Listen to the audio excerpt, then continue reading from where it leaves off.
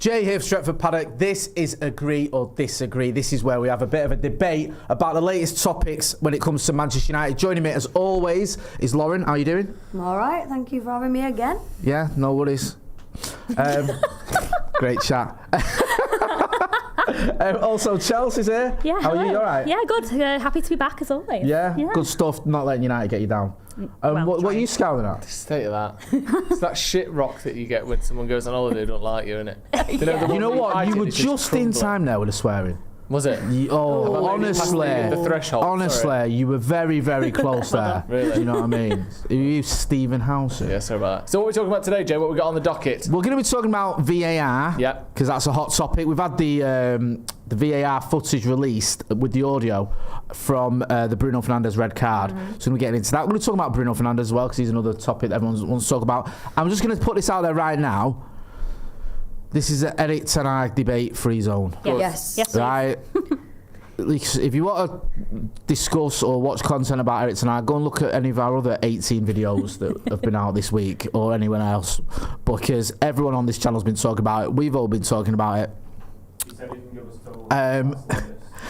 We just getting an update there from producer Ben about the noise that was going on upstairs. He's been to sort that out, so thank you, Ben. Luckily, there's no unwanted noise on the video. Yes, thank you.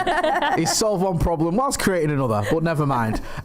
So there's loads of content on the channel from us lot about Eric Ten Hag, and we will get into it later. Me and Joe are going to be live later on, so there'll be updates on when it comes to what's happening with the manager. But this is going to be about other things as well, so make sure you are getting involved in the chat and the comments. Should we crack on? Let's do it. Yeah. Let's do this. Right. First of all, if you didn't know what happened, Bruno Fernandes got a red card against Spurs. I'm sure you all knew that. The VAR audio has been released, and it's a bit of a shambles. You've had the sort of the video assistant referee saying, basically, oh yeah, it looks like he has slits. Oh yeah, it doesn't look like he's quite caught him, or he does look like his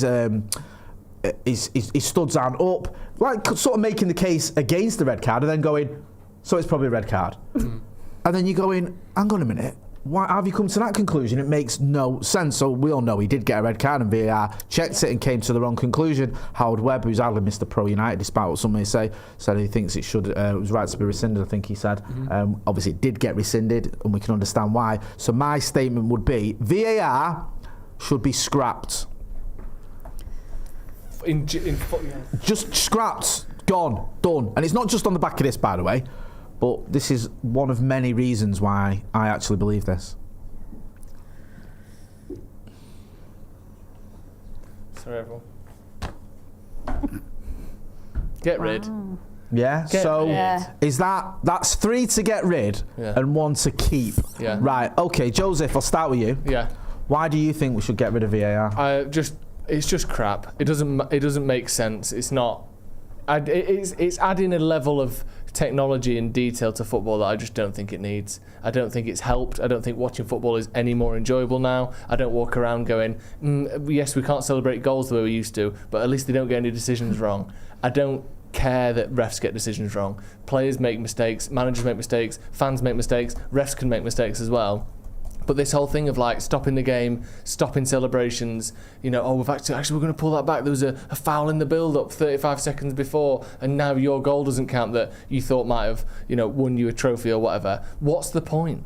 Like, think about what we're losing to gain maybe less. I think overall probably we are more accurate. There's less kidding of the refs. There's less sort of diving and penalties that are given wrongly. I do think we've probably cut out maybe 60-70% of bad decisions, but at the expense of lengthy stops in play and never feeling like I can truly celebrate a goal until 2 minutes later, or I'm sure they'll check it because they check everything. Yeah. I just think that's not worth it. That's too big a price to pay for it being a little bit more accurate overall. I don't really care. The accuracy in football, it wasn't like game after game after game was won and lost by bad decisions. It would happen a handful of times in a season, and that was part of football. I don't want to have to check the ref and look and wait before I can celebrate a goal properly. That's not worth it to me. No, I agree. What you said, you think it's right for scrapping? Yeah, I think. Well, years before football worked, obviously decisions are getting overturned for the right reasons sometimes, but I think it's taking the fun and excitement out of football, like Joe said about celebrating a goal. You can't properly celebrate because they're always going to check everything. And I think it's more infuriating seeing now with the Bruno situation, that VAR was still wrong than just the ref being wrong on the pitch. Yeah. Like, watching that then after, and that still be wrong. That's the second person getting it wrong. That's more infuriating than just the one who was in real time, got it wrong, and that's just unfortunate. When you've got people in a room watching it over and over again and still getting that decision wrong, that's just infuriating, and that just creates a whole world of problems in football. So for me, I think just let the game go without VAR. It works so well in other countries, which is not working in England. So sack it off, like Championship don't have it. That's still fine, still ticking along. So you disagree, don't you? I do. With that. Yeah, so I think the premise of VAR is great. I think that what it should be used for and how it should be used, I think, is a great idea. And for me, like, I've got a family who support Championship clubs, I've got my partner who supports a League One club, and they do get a lot of decisions that shouldn't be given because they don't have VAR. For example, Preston played on Saturday, they had a goal that was clearly onside, 3 players played him onside, but it was ruled out because the linesman couldn't see the other players, and that for me obviously would be frustrating, as you know, if I've supported that team. So I think the whole premise of it is good, but I just think I'm not happy with the way it's being used. I think if they can all come to a sort of agreement and you know, a bit of competency with how they use it, I think it is a really, really good tool. But I just think, I don't know if it's just the quality of reffing or just the staff that work in VAR. I don't know what it is, but they just don't seem to know how to use it. And I think that is, like, for example, the whole, you know, we'll talk about but other decisions that have kind of been given recently makes a mockery of VAR, and I don't think VAR is the problem. I just think it's the way it's used. So I wouldn't scrap it, but I think a whole sort of revamp, look at the way it's used needs to be done. Because do you think they're using it a bit too much? Because it was originally supposed to be a clear and obvious error. Clear and obvious, right? So clear and obvious, I feel like, is what it should be used for. Not every little tiny little foul that it could be, or again, looking at things and then realising that it actually shouldn't have been what it was, whatever. But I just think the whole thing needs to be just re-looked at and just used the way it should be, because I don't think it's used the way it was intended to be used. So. Yeah. Do get involved in the comments as well. Get involved in the poll. At the minute, 65% agree it should be scrapped. 35% disagree. That's just shifted to 66-34. I've never been a huge fan of VAR since it first came in. I remember that one of the first games, I think it was the 4-0 against Chelsea when we beat them at Old Trafford. And I remember, I think it was Marcus scored one of the goals, and I didn't celebrate because I thought he was offside. I was waiting for the VAR decision, or I didn't celebrate as much as I would have done. And that for me is one of the biggest sort of downfalls of VAR. It kills that moment. When a goal goes in, it's probably one of the best feelings about football. When you've got that last minute winner or that equaliser or whatever.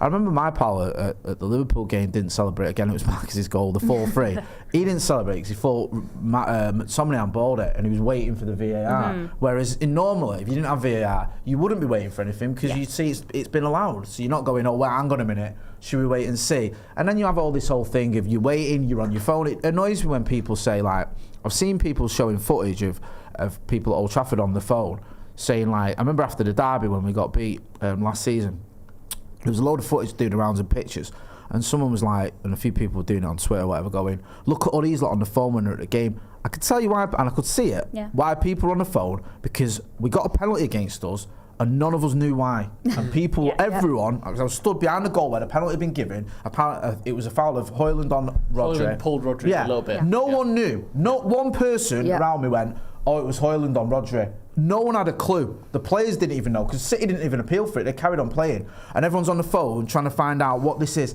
And you just think, is that what we're doing? Is that what it's become? Is that what it's about? That rather than just, it wasn't that clear. The referee didn't see it. The linesman didn't see it, because there wasn't even a foul there, if I'm being honest. I still think that one was wrong.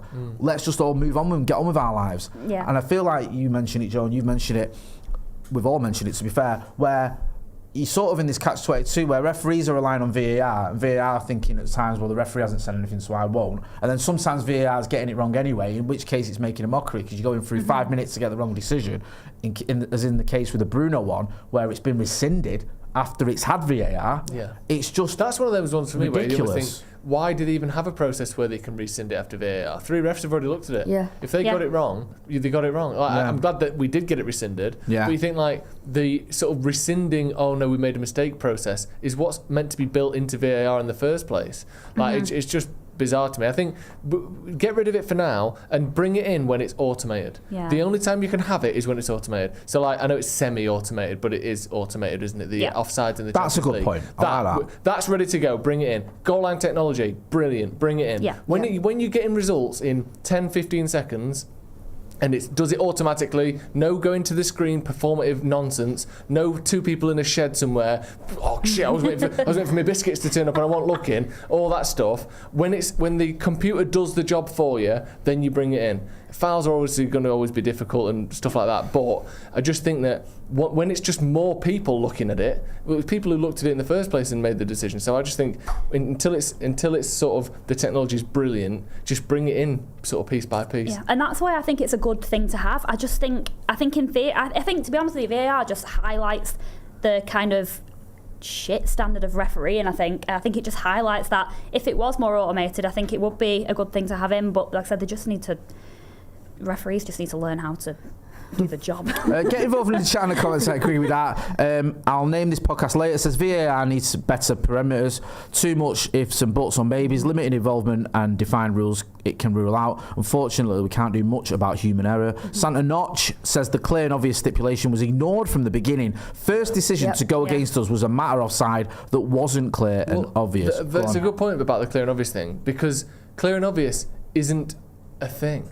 It's not. There's no line of. It's not a scientific subjective, explanation. isn't it? Yeah. Whether you think it's clear and obvious or not. Yeah, because clear and obvious, you might as well just take that out and go, do you think you got it wrong? It's the same thing. Yeah. Because let's say clear and obvious is, I think the ref's made a mistake, but he hasn't made such a big mistake that I should overturn it. Yeah. But where is the line from, yes, he's got it wrong, but it's not clear and obviously wrong? Where's that threshold where the refs will go, well, he's got it wrong, but it's not clear and obviously wrong? Well, if they think he's got it wrong, they overturn it. Yeah. The clear and obvious thing is just bollocks. Wrong, yeah.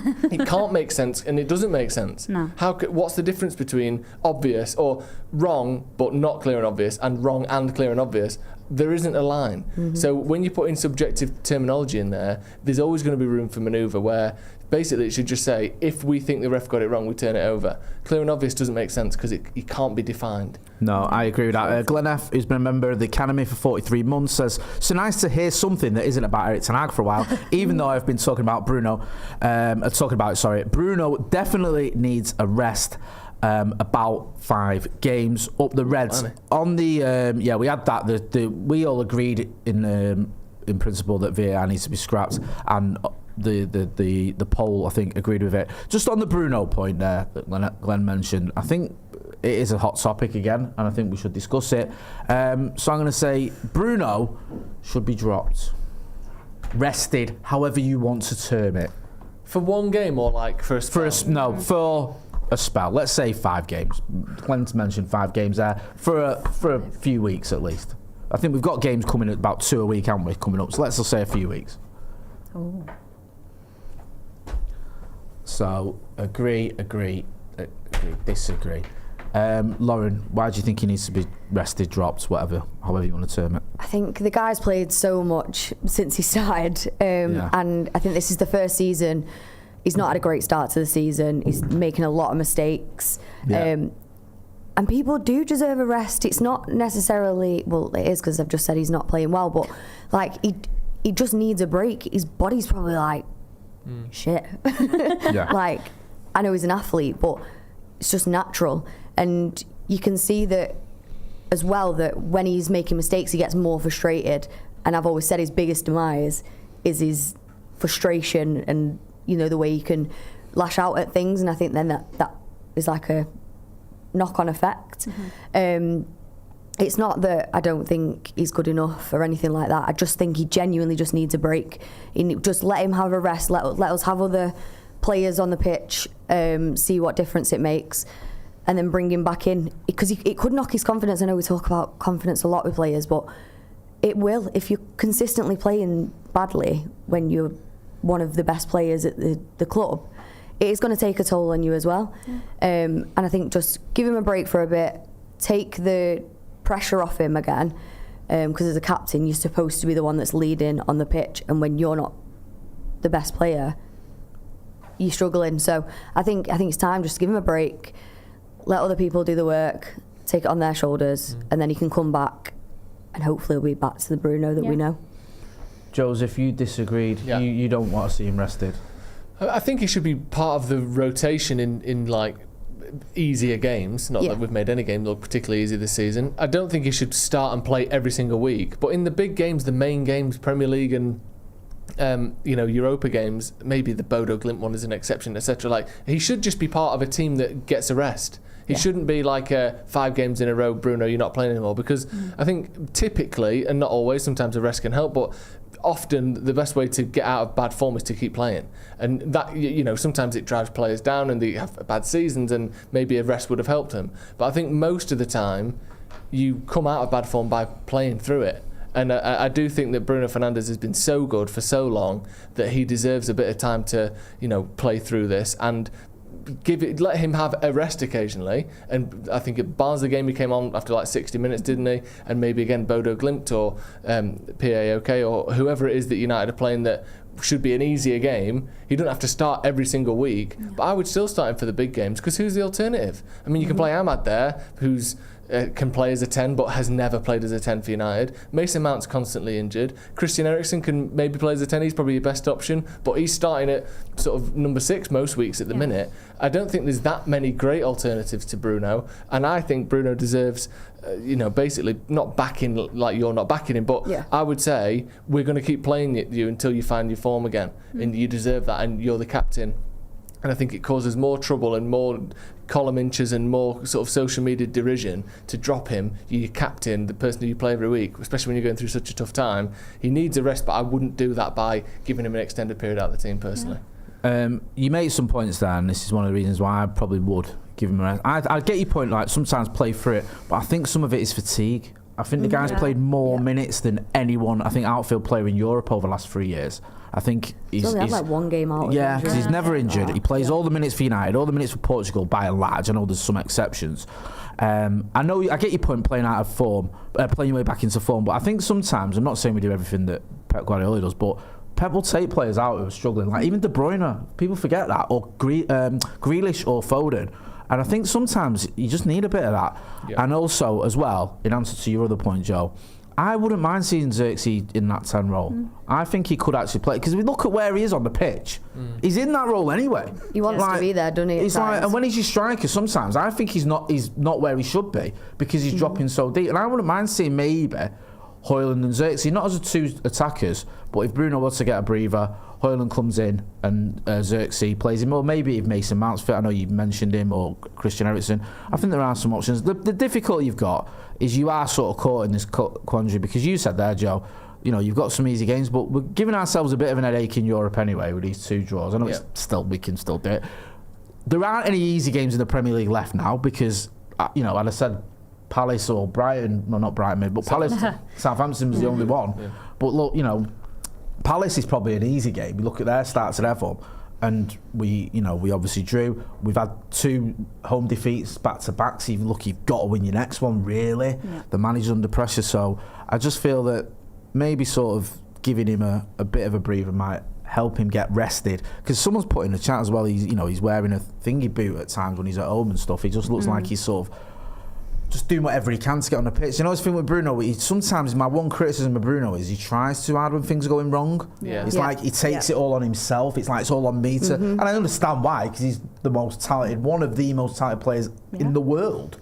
And he is that guy that can produce that killer pass or that killer shot or whatever. But there's times when you need someone just to not try and do that.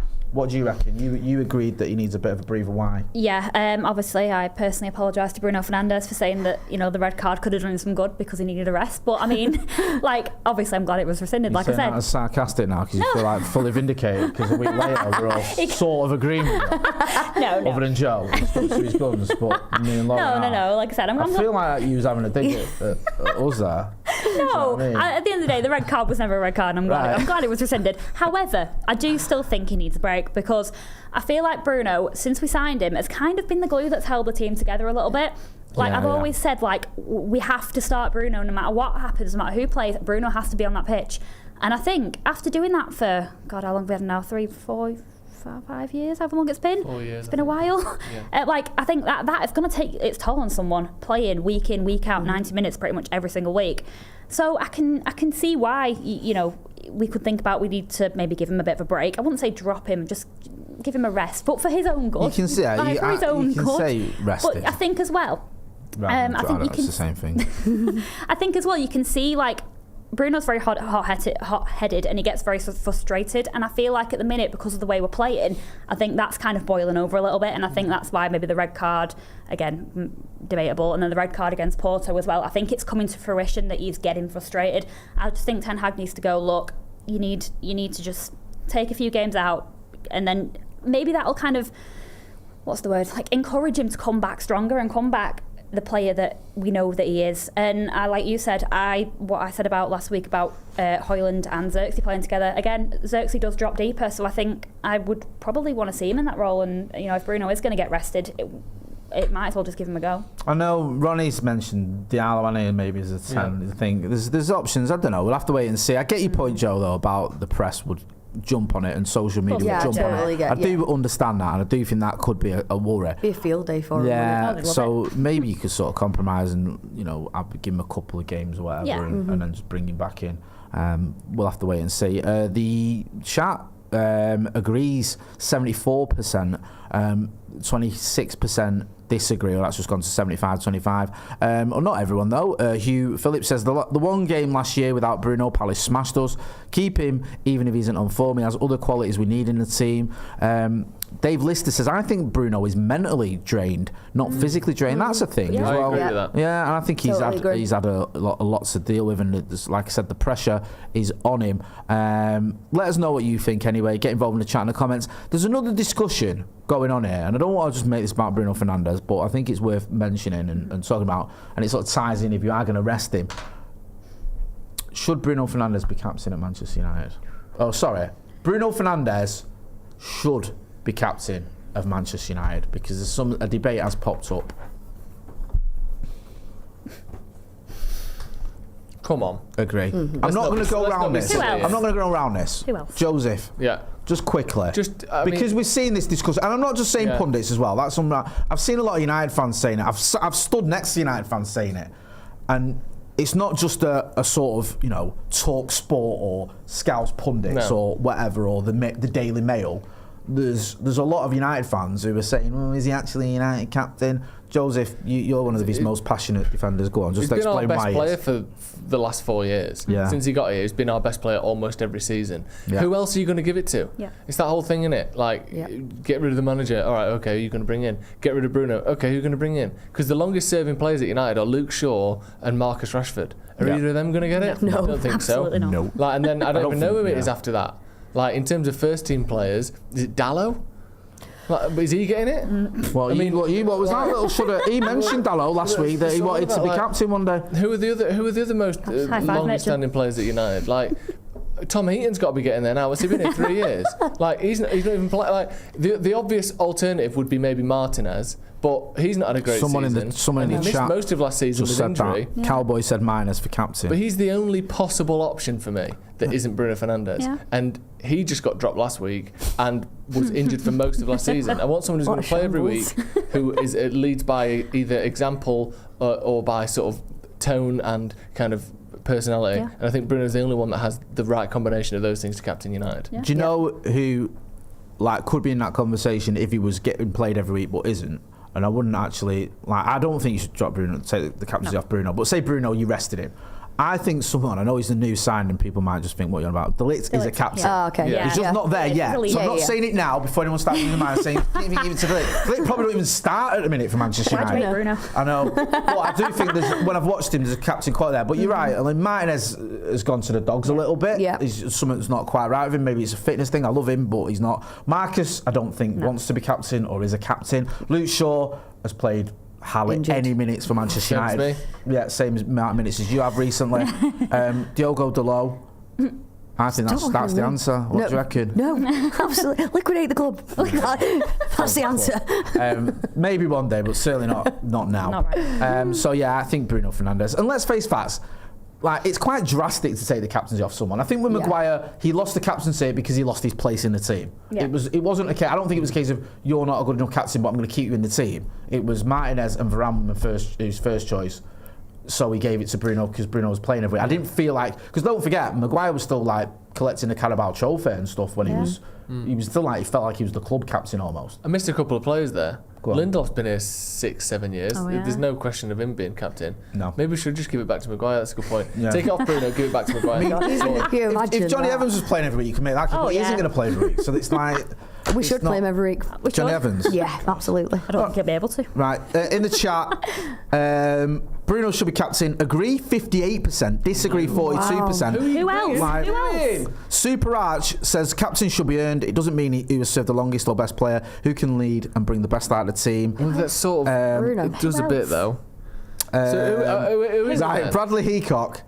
He's asked, the first part of his question is, Mazraoui. am I crazy? Yes. Oh. Right, and I'm actually going to say yes when I read the rest of this out. no. Okay. For saying Onana. Yes. Very. Yes. Ah, Jesus. Bradley, It's as crazy as Onana. That is appreciate you. wild.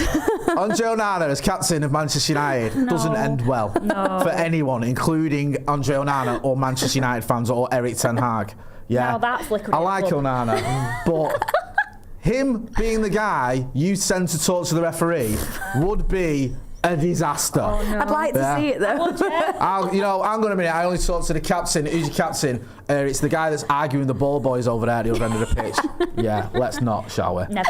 Please. No disrespect to Onana. A little bit though, isn't it? Kind of bit. Yeah. You can't say that and then Yeah. say no You'd be disrespect. laughing No in his disrespect, face. but he is The crazy. minimum possible disrespect for what, considering what you've said about Yeah, him. the minimum. He is crazy, and I Yeah, don't he think is. he's captain material. No. Well, I think he's good enough to be our goalkeeper, as I've said a few times. Michael Dyson, who's been a member of the academy for 32 months, says, "If you want the rainbow, you got to put up with the rain." Do you know which philosopher said that? Dolly Parton. Dolly Parton. Yeah, I won't say the next line in that bit, but we all know it. Right. Shall we move on to the next question then? Go on then.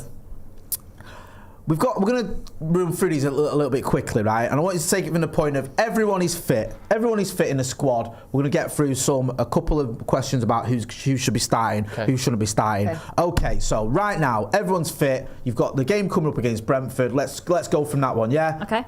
Maguire should start over Ligt. Against Brentford. Let's go for the Brentford game. The Let's Brentford go. The game coming back. Must win Premier League game. Forgetting the fact that he's injured, obviously. Yeah, yes. But that's not. We're not on about. Yeah, injuries. let's just say we're going into the game. I don't even know the answer to this one myself. Come on, Justin. No. Almost. It's close. It is Do you know close. what? I'm going to go for it. Oh. Yeah. Well, go on, why? I am going to go for it. Why should Maguire It's start over 50-50 Ligt? and I feel like I'm pandering to the crowd. I think the Ligt struggled. He has, and I like him. He was great against Southampton, but Southampton are a Championship side. They're just playing in the Premier League. And he has had some good moments, but he's also had some bad moments. Yeah. And Maguire, when he has played this season, has looked better. I know, obviously, he played at Barnsley or whatever. You can't really count that. But I just feel at the minute, and if you need to get a win, you go with who your better option is. And I think Maguire just shades. I don't think Maguire. I don't agree with Paul Scholes that Maguire and De Ligt are the same level. No. I don't agree with that at all. I think De Ligt's a better defender. I just think at the moment he's having one. Yeah. And I think just take him out of it for a bit. Play Maguire, and also We're going to have to drop our whole team at this rate, though. I know. If you've had a shit last couple of games, you don't get to start for United. Yeah. Who is playing for Yeah, us?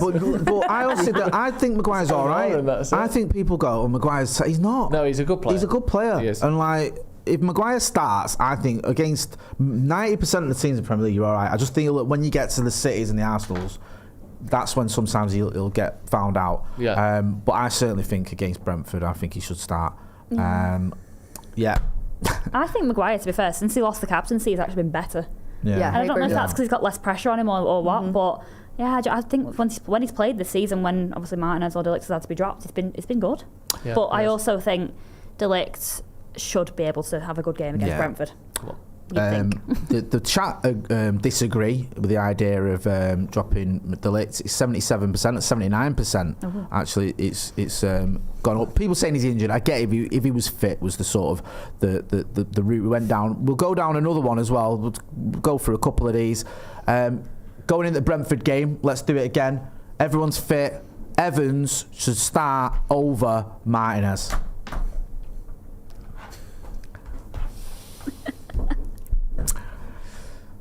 Let's not be silly here. Let's not get ahead of Delusional. ourselves. It was a quick debate, 'cause we love Johnny Evans and we love Lisandro Martinez. You can love both of them. So you think he should? Start with you. Why? I mean, obviously, I know he is 36 now, is he? Yeah. So obviously, he can't play every game, and I get that completely. However, obviously, he's not going to play in the international break. I think he played absolutely brilliantly against. Who the hell did we just play? Villa. I just completely forgot. Player of the match he was, Yeah, right? he Exactly, was. man of the match, exactly. And I saw something on Twitter which I agree with, is obviously Evans... It's a rarity, isn't it? I know. Evans obviously was one of the last players to play under Sir Alex, and he's still got that United mentality, which a lot of players in our squad don't seem to have at the minute.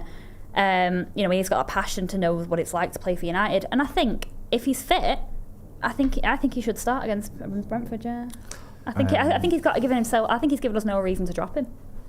Okay. Well, maybe that's just me.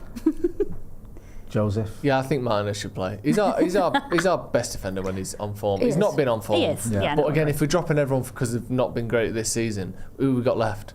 I guess weirdly, the two alternative centre backs in Maguire and Evans have both been quite good. So you could make that case more strongly. But I think the aim is to get Martinez back to full form. Definitely. And I think continually dropping him isn't going to be the best way of doing that. But what I will say is, isn't it weird that Johnny Evans played most of his career at Leicester and that, And West Brom was there. And you think how good he is, and maybe we're just a mid-table team like they were, so it's actually no different. But part of me also thinks how many top players are there just knocking about at teams that they're better than, and they just don't get a chance, or the reputation is a certain way, or whatever, that they don't get chances at big clubs. Because I think Johnny Evans could have, if he's this good now, presumably he wasn't any worse when he was 29. Right. He was linked with City when he was at West Brom. There was talk of a £30 million move to Manchester City, and it was a realistic, it wasn't just a bit of noise. It looked like Pep really wanted him. I think and though for with whatever him, reason, I think it was Pep, he's quite an understated player. Like I used to say about Carrick as well, there's nothing flash about him, or there's nothing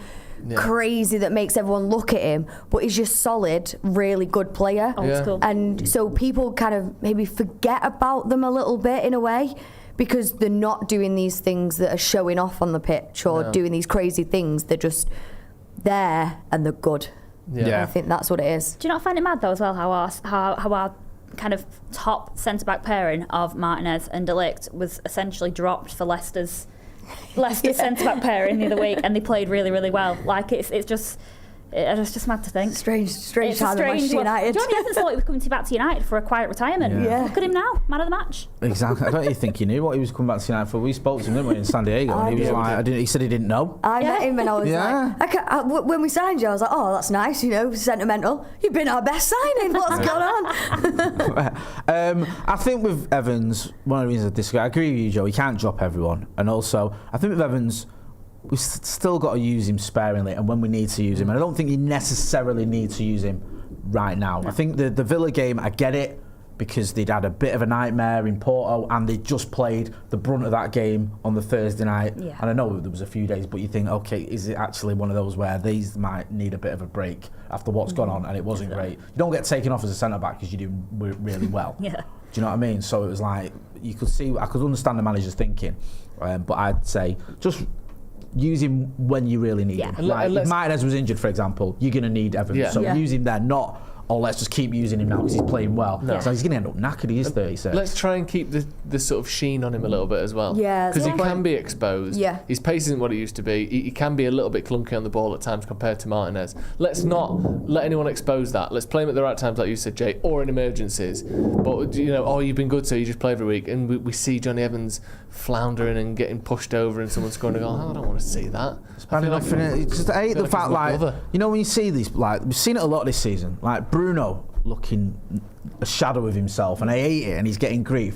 People questioning Kobe Mainu because at times he's looks a bit knackered because he's amazing, but he's been almost running to the ground at times. And you're like, don't want to see it with everyone. Let's just sort of this season's roll it back tarnishing a lot of people's perceptions of players, isn't it? A bit of a breather, and we've got lots and lots of games as well because we're in the Carabao. We've got the Europa League, which is I still haven't got my head around what's going on there. You just play every week and draw, and 1,000 games. Yeah, You only have to finish in the top 24. There's no jeopardy, is I don't there? get it. No. It's like that It's last-minute pointless. equaliser that Maguire got. It was just like, it doesn't matter anyway. Yeah. We went from being Who cares? 24th to 21st. Yeah. To qualify for the next round. Well done, guys. Cool. No change. Right, What's the Jesus point? wept. I'm going to wrap it up there. Thank you to everyone who got involved in the chat. I'm just going to go through quickly.